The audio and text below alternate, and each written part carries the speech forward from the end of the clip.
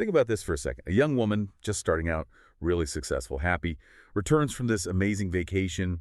She's in her own condo, a place she picked specifically because it felt safe. Gated community, guards, the whole thing. She's incredibly responsible, always aware, always careful. And then, poof, she's gone. No break-in, no obvious struggle inside, just vanished, leaving this terrible empty space. It's just this stark, chilling reminder that sometimes the most terrifying things happen where you least expect it, in places you think are secure. Today we're going deep into a case like that, one that's baffled investigators, haunted a family, and really gripped the public for almost 20 years now. It really has. And that case is the disappearance of Jennifer Kesse. She was 24 years old, living in Orlando, Florida.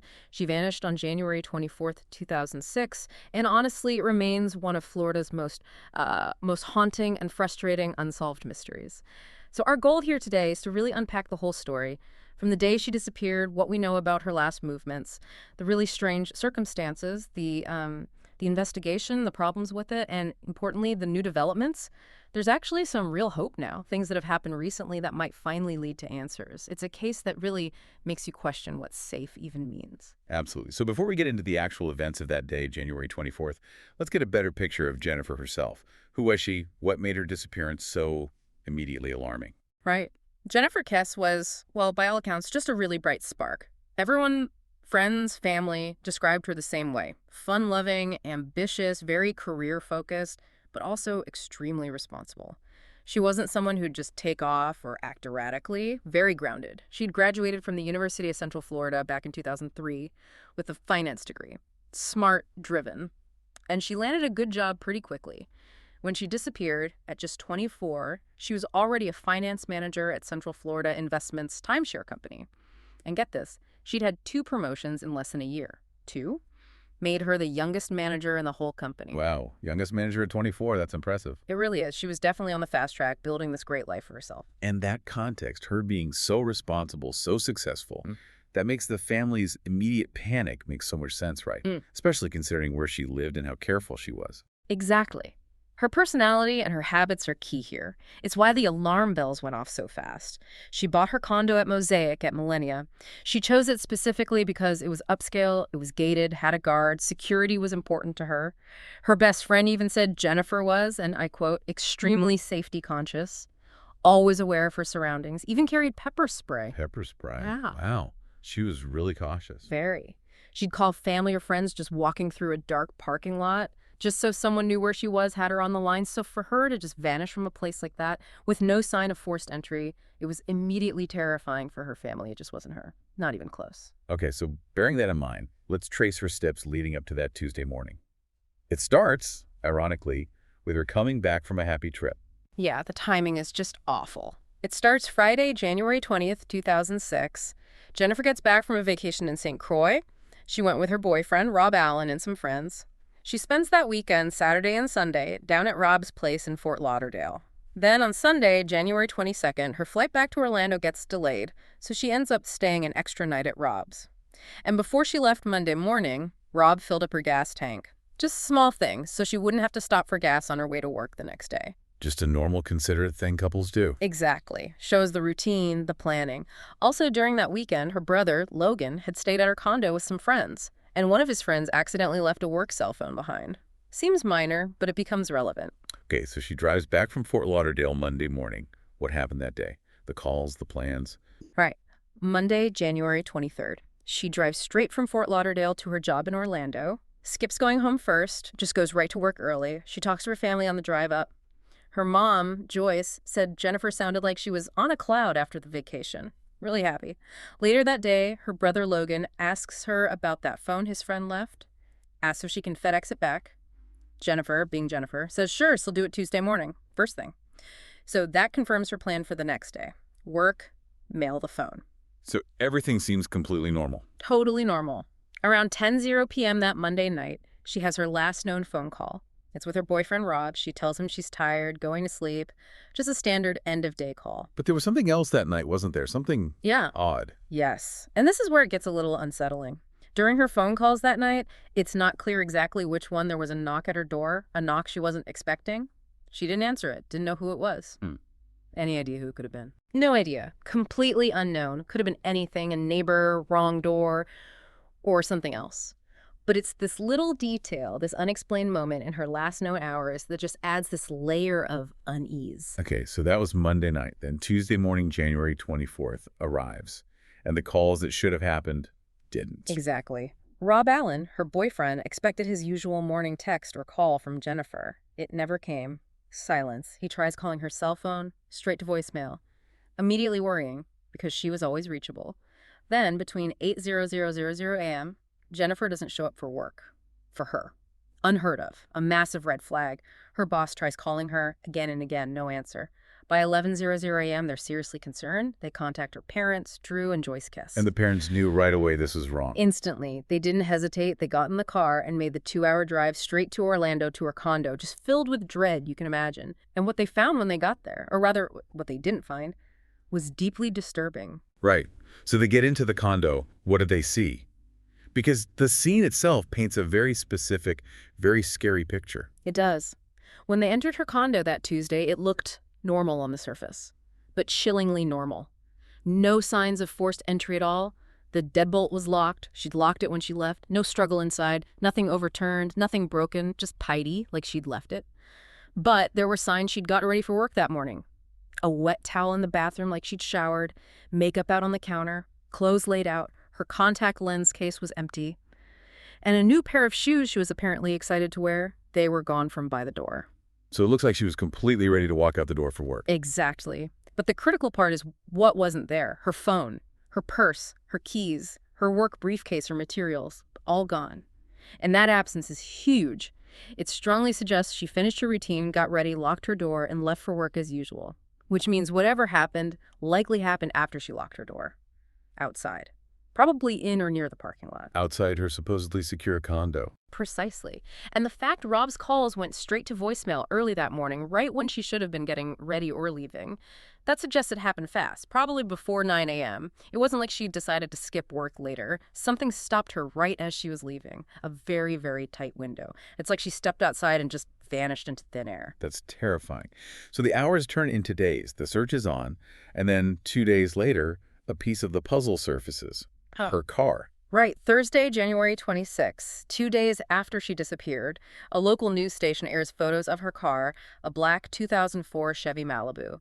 A viewer sees the report, recognizes the car parked nearby, and calls it in. Police find it at the Huntington on the Green apartment complex. It's only about a mile away from Jennifer's condo. No, she wasn't inside. The car was empty. Well, almost. They found a DVD player in the back seat.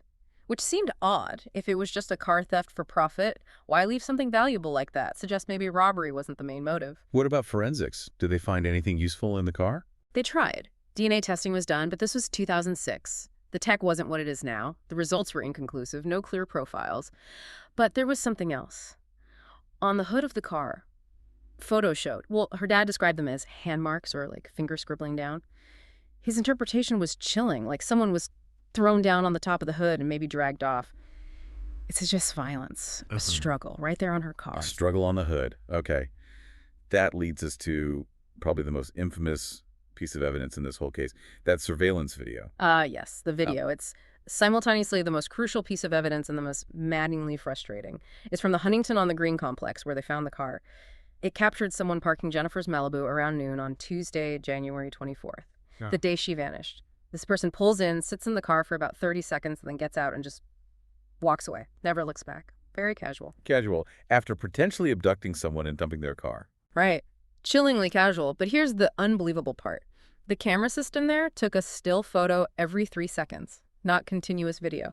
And in every single shot, every 3 seconds, this person's face is perfectly hidden by a fence post. Perfectly. You're kidding. Every single frame. Every single one. It's why this individual has been called the luckiest person of interest ever. Just pure, dumb luck obscured the one thing investigators needed most. A face. It highlights how easily crucial evidence can be lost, even with cameras around. So what could they tell from the video? Anything. Height, clothing. They tried. The FBI initially estimated the person was between 5'3" and 5'5", relatively short, but they noted the person had notably large feet for his height. The clothing looked like maybe a uniform, like a painter or worker type outfit, white shirt, maybe work pants. They even got NASA involved, trying to enhance the images. Didn't really work. And that height estimate, it's been disputed since. Some analyses suggest the person could be taller, maybe up to 5'10". The image quality just makes it really hard to be sure. Very ambiguous. So the video gives us a glimpse, but no identification. What else connects this person to Jennifer's condo? This is fascinating. They brought in a bloodhound. The dog tracked the scent from the driver's side of Jennifer's abandoned car all the way back to Jennifer's apartment complex, Mosaic at Millennia. Okay, so it led back to her home. Yes, but how it led back is key. The dog didn't follow the main roads or go through the main entrance. It took a shortcut. It went through an opening in the fence line directly towards her building. Implying the person knew the area, knew the layout. Exactly. It suggests this wasn't just some random stranger who happened upon the car. This person knew the complex, knew the shortcuts, had a reason to go back towards her condo, possibly avoiding the main gate. It points towards someone with familiarity, maybe someone who worked there or lived there or had been watching. Okay, so we have Jennifer, her disappearance, the car, the frustrating video, the scent trail. But then the investigation itself starts hitting roadblocks. There were serious criticisms early on. Yes, the initial police response unfortunately drew a lot of criticism, and it seems justified. When Drew and Joyce Kesse first called the police, frantic, knowing their daughter was missing, the response was slow. Some reports say they were initially dismissed. Police apparently suggested, well, maybe she just had a fight with her boyfriend Rob, maybe she took off for a bit, she'll come back. Despite the family insisting that was completely out of character. Exactly. The family knew her. They knew this wasn't just her being upset. But that initial reluctance to treat it as urgent, as a likely abduction, it cost valuable time. And it led to some critical mistakes. For one, her condo wasn't immediately secured as a potential crime scene. Family and friends, desperate for clues, were coming and going, using it almost like a headquarters, which, heartbreakingly could have contaminated any potential forensic evidence. Fingerprints, DNA, fibers. Oh no, that's crucial time lost. Absolutely. Plus, there were no security cameras at Jennifer's complex, Mosaic, none covering the parking lots or walkways where she likely vanished. And the logs kept by the security guards at the gate, they were apparently incomplete, didn't properly track everyone coming and going, especially contractors or workers. Huge gaps in information right from the start. And that brings us to the workers at the complex. You mentioned Jennifer herself felt uneasy around them. Yes, that's a really significant point the family has raised repeatedly. Jennifer had told them she felt uncomfortable with some of the construction and maintenance crews working there. She described them stopping work to stop and leer at her, or making comments, catcalling. It made her feel unsafe. To the point where if workers had to come into her unit for repairs, she'd make sure to be on the phone with her parents or a friend the entire time, standing near the door until they left. Wow. So she had a specific documented fear about these workers. Yes, a very specific unease. And investigating that angle proved difficult too. A lot of the workers were undocumented immigrants. After Jennifer vanished, many of them just disappeared, left the job site, couldn't be located for questioning. And even for those who were still around, language barriers sometimes made interviews difficult in those early days. Trying to get clear information was a challenge. It sounds like a perfect storm of missed opportunities and difficulties. It really does. Drew Kesse, her father, has been very critical. He famously said there was never been one quarterback on this case. No single person coordinating everything effectively from the start. He believes crucial leads were lost in those first critical hours and days, which is why the family ended up spending, reportedly, over $500,000 of their own money on private investigators. Just trying to get answers the official investigation wasn't providing. That's an incredible burden for a grieving family. But their fight did lead to something positive, systemically. It did. That frustration, that feeling that the system failed them early on, helped fuel a push for change. In 2008, Florida passed the Jennifer Kesse and Tiffany Sessions Missing Persons Act. Tiffany Sessions was another young woman who disappeared in Florida years earlier. This law basically standardized how police have to handle missing persons reports. It mandates immediate action. No more waiting periods based on an officer's discretion. Missing persons have to be entered into state and national databases right away. It aimed to prevent the kind of delays and dismissals the Kesses felt they faced. It's a tangible legacy from their fight. That's important. So with the official investigation struggling and the family pushing, Various theories and potential suspects started to emerge. Let's talk about who was looked at, starting with people closer to Jennifer. Naturally, you look at the inner circle first. Her ex-boyfriend, Matt Sullivan, came under scrutiny. Apparently, he was at a bar near her condo complex the night before she disappeared. And he didn't go work on Tuesday, the day she vanished. Okay, that sounds suspicious on the surface. It does raise eyebrows. He was questioned thoroughly by police. He provided an alibi, which was reportedly checked out and confirmed. He was ultimately cleared. But the timing and proximity, it keeps his name in the conversation for some. Her current boyfriend at the time, Rob Allen, was also looked at very closely, as were other ex-boyfriends. All of them were questioned, provided alibis, and were cleared by investigators. So if it likely wasn't someone from her immediate personal life, the focus shifts outward. What about her work? Any issues there? Yes, the investigation definitely looked into her professional life, and one name came up significantly: a manager at her company named Johnny Campos. According to reports and statements, Campos allegedly had pursued Jennifer romantically, even though he was married. She had apparently rejected his advances. Okay, so there's motive for potential resentment there. Potentially. And his behavior on January 24th raised flags. He was late for work that morning. His excuse was a traffic ticket, but investigators apparently couldn't verify that ticket ever existed. Coworkers described him as agitated, nervous that day. One even claimed they overheard a heated argument between Campos and Jennifer the day before she disappeared, possibly about her vacation with Rob. And then there's a really disturbing allegation that Campos later made a comment about Jennifer maybe being eaten up by alligators. Wow. That's incredibly unsettling. Was he considered a strong suspect? He was certainly a person of interest. The combination of the alleged advances, the unverified alibi, the agitation, and that comment, it definitely put him on the radar. But again, no definitive proof emerged to charge him. Okay, so personal circle cleared, co-workers raising flags, but no charges. That brings us back to the construction worker angle, the one Jennifer herself was worried about. Exactly. This theory has remained prominent throughout the investigation, partly because of Jennifer's own expressed fears.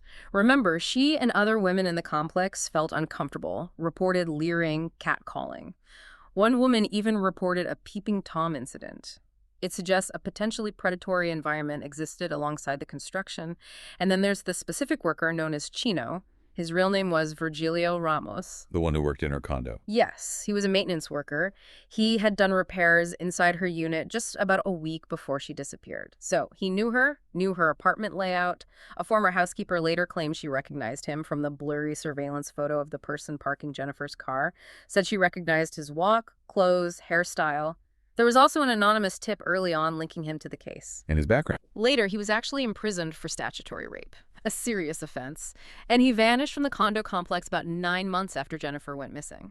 Just left. He did reportedly pass a polygraph test regarding Jennifer's disappearance, and there's that height issue. He was reportedly 5'9", taller than the initial FBI estimate of 5'3", 5'5", for the person in the video. But polygraphs aren't foolproof, and height estimates from blurry photos are notoriously unreliable, so he remains a figure of interest. And the private investigator the Kesse has hired, Michael Toretta, he has a specific theory involving the workers, right? He does. Toretta believes Jennifer was likely attacked the moment she stepped out of her condo and locked the door.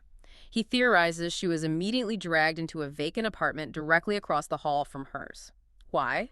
Because it came out that numerous construction workers were actually living, unofficially, in vacant units within the complex, including, potentially, the one right across from Jennifer. Living in vacant units, wow. That makes her incredibly vulnerable. Terribly vulnerable. An easy target, grabbed and moved out of sight in seconds.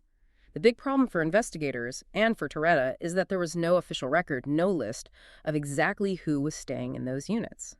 Makes it almost impossible now to track down and question those specific individuals who were literally living feet away from her when she vanished. A huge investigative black hole. So many potential leads, so many dead ends. Is there any other major theory? Something completely different? There is one more, quite different angle that's been considered. A potential financial motive. Remember, Jennifer was a finance manager at Central Florida Investments. Well, that company, CFI, was involved in some very serious, large-scale financial fraud around that time. Key figures associated with the company, like Pedro Benavides and Osmond Dicoteau, were later convicted for schemes worth tens of millions. Jennifer, rising quickly through the ranks in finance, might have been gaining access to sensitive information. So the theory is, she saw something she shouldn't have. That's the chilling possibility. Did she accidentally uncover evidence of the fraud? Was she perceived as a potential whistleblower? Or maybe someone feared she might uncover something. This theory shifts the crime from personal or opportunistic to something potentially more calculated. A professional hit to silence her or prevent her from exposing the massive fraud. It adds a whole other sinister dimension to consider. It really does. Personal, workplace, random predatory, or calculated financial silencing. Yeah. Without clear evidence, all these theories just hang there. It shows how tough these cases are. Absolutely. And the available evidence, or lack thereof, can be twisted to fit almost any narrative. The obscured video doesn't rule anyone out definitively. The lack of forced entry points outside, but doesn't identify the attacker. The scent trail points back to the complex, suggesting familiarity, but doesn't name the person. It's a puzzle with pieces that seem to fit multiple pictures. Without that smoking gun, a clear confession, definitive DNA, and unambiguous witness, investigators and the family are left navigating this maze of possibilities. Okay, so after years of navigating that maze, dealing with frustration and competing theories, things have started to shift more recently. There's a renewed sense of hope. Tell us about that. The shift really began gaining momentum around 2018. That's when the Kesse family took that bold step of suing the Orlando Police Department, and they won. The court ordered OPD to release the case files to the family. We're talking over 16,000 pages of documents, hours of audio, photos, forensic reports, everything. That's unprecedented access for a family. It really is. It was huge. It basically empowered them to take control. OPD stepped back, and the family hired their private investigator, Michael Toretta, and started digging through everything themselves with fresh eyes. This led directly to collaboration. Between 2019 and 2022, the Kesses and Toretta started working with the Florida Department of Law Enforcement, the FDLE.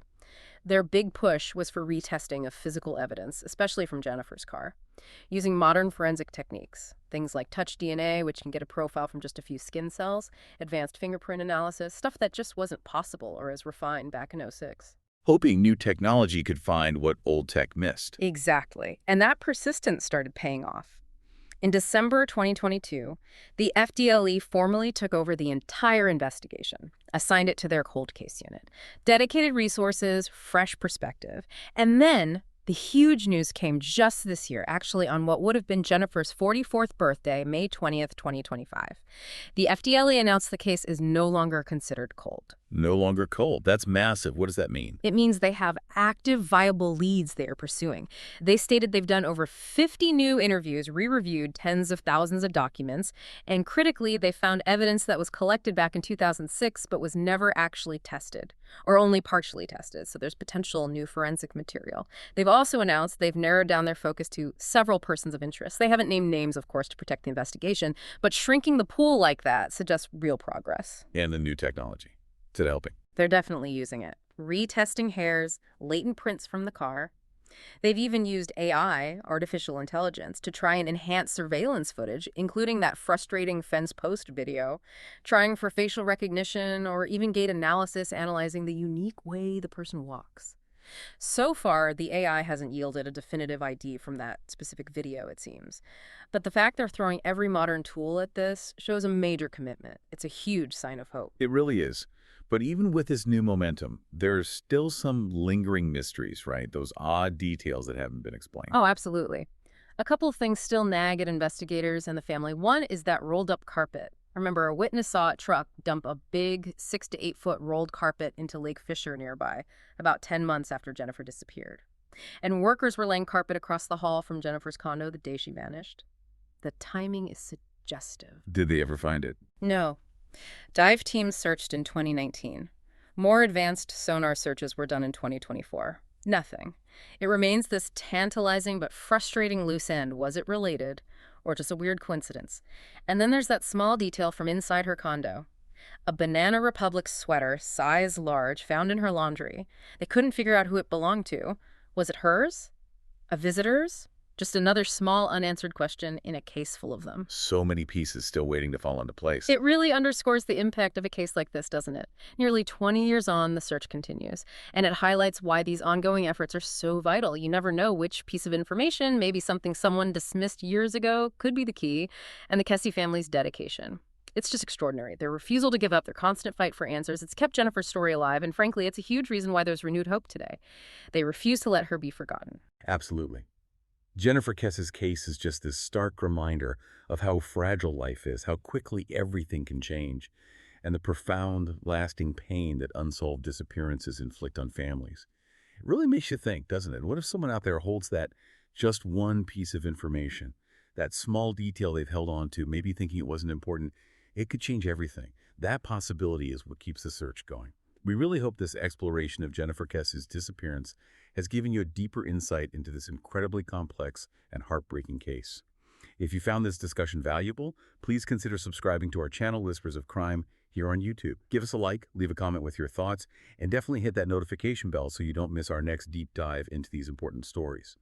You can also follow us on Spotify and other podcast platforms. Just search for Whispers of Crime. And feel free to check out our previously released episodes for more in-depth looks at fascinating cases. Thanks for listening.